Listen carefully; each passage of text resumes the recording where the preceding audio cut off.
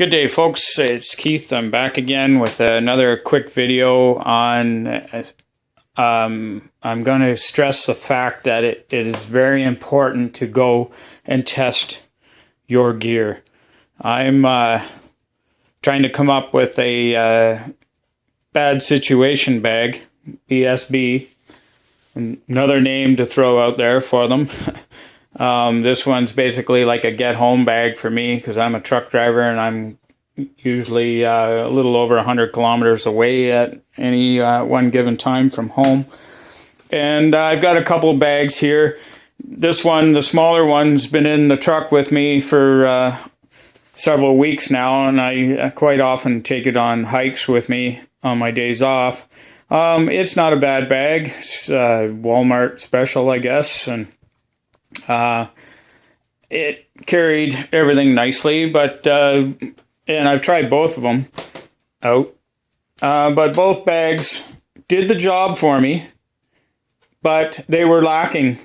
One bag had one thing, the other bag had another, and I decided to dump everything out today and choose a bag to carry. It might be that one. It's a little bigger.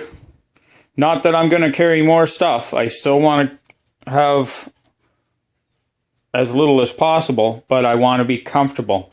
An army travels on its feet, so I carry a lot of food with me. I feel that food is going to fuel my trip home. Okay, so I'm a big food guy, so actually choosing the bigger bag is more beneficial to me. Plus, I think that one rides more comfortable. Okay, so I'm just going to take the strengths of both kits and I'm going to put together one that I think is going to be pretty decent, in my opinion. Okay, I'll get back to you. Okay, so there we have it. I took the best out of both kits, and I came up with something that I think is going to work just excellent for me. I've got the bigger bag, the more comfortable bag. I put camouflage 8x8 tarp in there. I've got black trash bag, contractor grade, and probably about 50 shopping bags, plastic shopping bags that I use for all kinds of things. Carrying dirty laundry, I cut them into strips and tie the pieces in a tree to mark a trail. I can put birch bark in them when they're dry, when it's dry, and it'll stay dry. You can use trash bags for, or trash bags, yes, but plastic shopping bags for a multitude of tasks. You can even tie them together and make something what I call homeless cordage. And that will make a ridge line for the tarp if I should lose. There it is, my cordage right there. Right there. Okay. I'm also a firm believer of carrying your first dose, I guess, for lack of a better term, of water, your first round of water. There would be nothing worse than being on foot.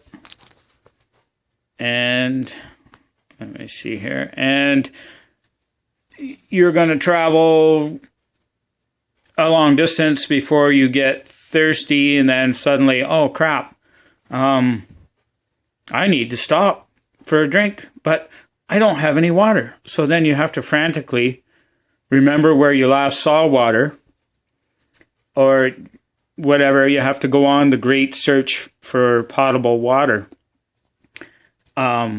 If you're carrying it with you already, you've got it at hand. You can get away from the dangerous situation that you were in or whatever.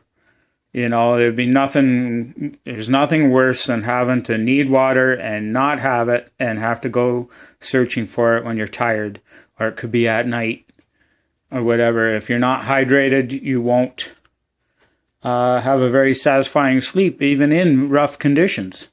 I was a soldier, and we could sleep in a thunderstorm, leaning up against a tree. You know, so these people that put things in their water bottle saying it's a way to conserve space, just put water in there. You know, it'll save you a lot of hassle in the long run. It'll make you more comfortable. I have a little heater that I constructed. It's a Del Monte fruit cup filled with SOS soap dish pads for cleaning your dishes. You pour some alcohol in there, which I seem to have forgotten to bring over from one of the bags. There we go. It's fondue fuel. That will burn for hours, and you can sit down on a stump and spread your legs apart and place that on the ground and extend your poncho over top of it, and the heat that's given off in your little microclimate that you've created will keep you comfortable while you eat your meal. Possibly it will dry you off. You know, you got to stay dry. You got to get dry somehow, even in a storm. You can't be wet. You have to stay dry to stave off hypothermia. So I brought over as well, I brought over a little stove and the fuel tablets with it, extra fuel tablets.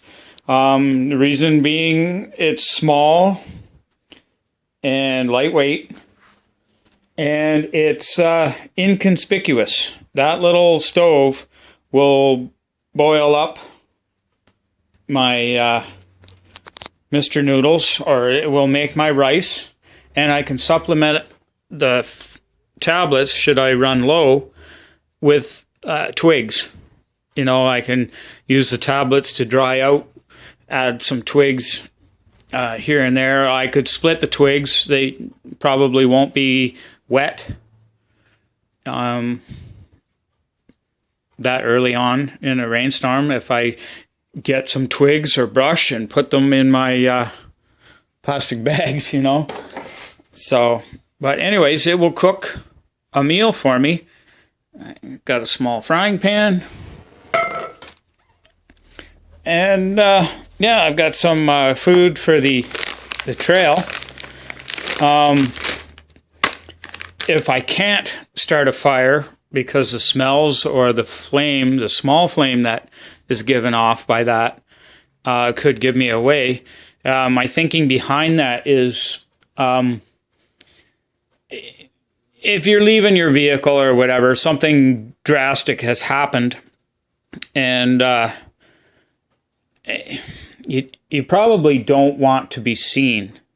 Okay, you don't want to draw attention to yourself, so you're going to be cutting across fields, farmers' fields, other people's property. You want to be as small as possible because you never know. They'll be going through the same situation and they may be scared, and most farmers have weapons and they just probably won't want you to be on their property anyways, even in a bad situation. So to me, it's best to be small. Don't attract attention, but at the same time, leave no trace, okay? Be gentle on the land when you're cutting through somebody's property. You still want to respect it, okay? If they see you burning down their forest, they're going to be hostile, and you're probably not going to get a second chance at another breath. Okay? So just be as small as possible. Bring food that will get you by. I got some trail mix. You can throw in some beef jerky. Yeah, I got some candy left over from Halloween. These things never go bad. And I love them. They give you a quick boost of energy. But yeah, you just want to stay small. Respect the property. Cut through. Get off as fast as you can. Leave no trace. Get home as quickly as you can. Okay? So that way also, like I said earlier, if you carry your water with you, you don't have to go up to their house and maybe sneak water from their tap. You don't have to steal anything. Okay? Carry a water filter. There's not too sure about that one. I've never used it. It was cheap, and it said it would do everything I wanted, but I'm reading other literature that says it may not. So I'm going to research that one a little bit more. It's not a Berkey. It's Clear to Go. So I got to research that. The packaging said it was decent and it would do what I wanted it to do, but yeah, I'll research that one some more. I have a Catadine water bottle, but I like the size of that one, so the Catadine's not out or not included in the kit. But anyways, you want to stay dry and out of the elements. So I have a Swiss poncho, which folds up and goes into one of my small sleeping bag covers. And that thing is bulletproof. Not in the literal sense, but I compared it to this one. They're about the same cost. That one's a little longer. It has snaps that go around, button it up around your legs. And I think it would just keep out the wind. It's a little heavier, and it would keep out the wind a little bit more for what I need. I do have the tarp. I could string up something else, make another shelter, but because I already dress for the elements, okay,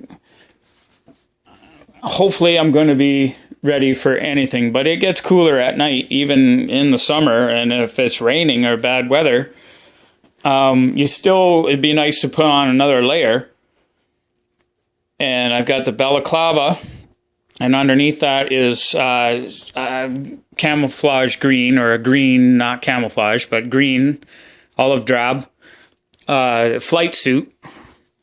And that I would put that on as an extra layer. I think that would work. I think this kit is going to totally work. You may run into some dogs that the farmers have, or some coyotes, or maybe wolves, or whatever. In my area, we have some pretty aggressive coyotes. So I had some dog spray in the one kit. But I found a bigger dose of it. Goes on the hip, and it came in a nice pouch. So I threw that in there. I have sufficient food, I think. Like I said earlier, I like to carry a lot of food, because to me that will fuel my body for the long trip home. I beefed up my first aid kit. I already carry in my pocket every day the smaller version of that. So I do have one of these on me in my pocket. I carry it to work, but that one is a little bit more substantial. I've got some foot care items in there, and I just like to carry that one with me because you have to look after your feet. Me being a soldier, an ex-soldier, yeah, if you don't have your feet, you're not going anywhere, and you'll get yourself in a pickle. You want to be able to move out quick and be comfortable doing it. Chances are I'll be in bloody work boots, and that won't be sufficient. I do have running shoes, but I'm not sure if I'm going to put them in the bag or not. It'd be cool if I could fit them, but I want to keep the weight down. I think that if I limit my travel to 15, 20 kilometers a day or in an evening, if it was bad enough, I would probably travel at night.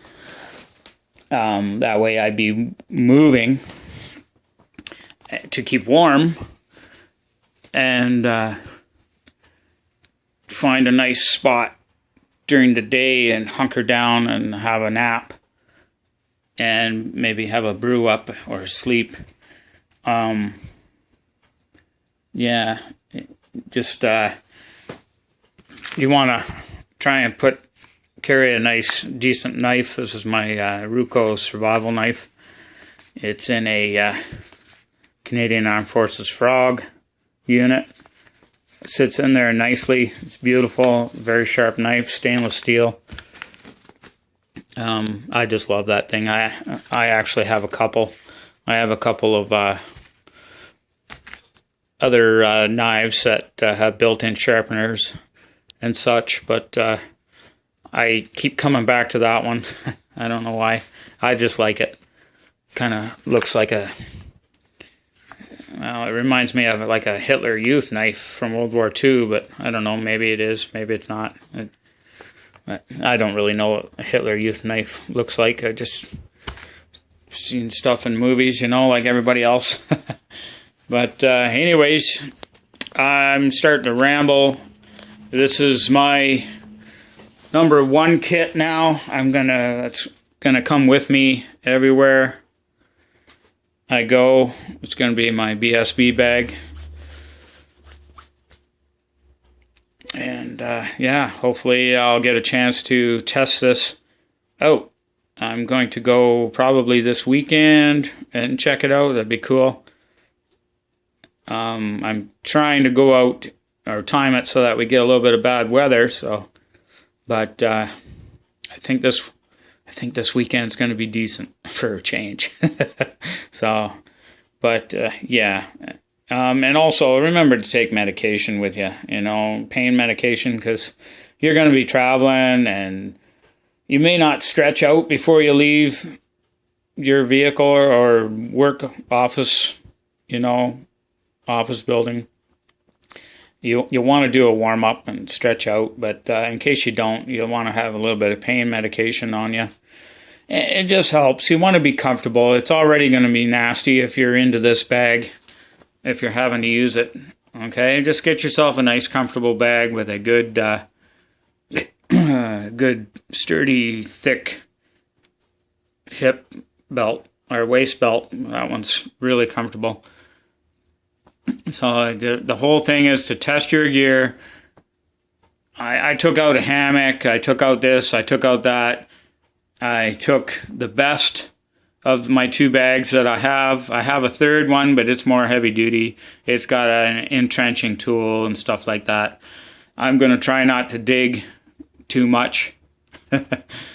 I guess if I had to, I could use my spoon.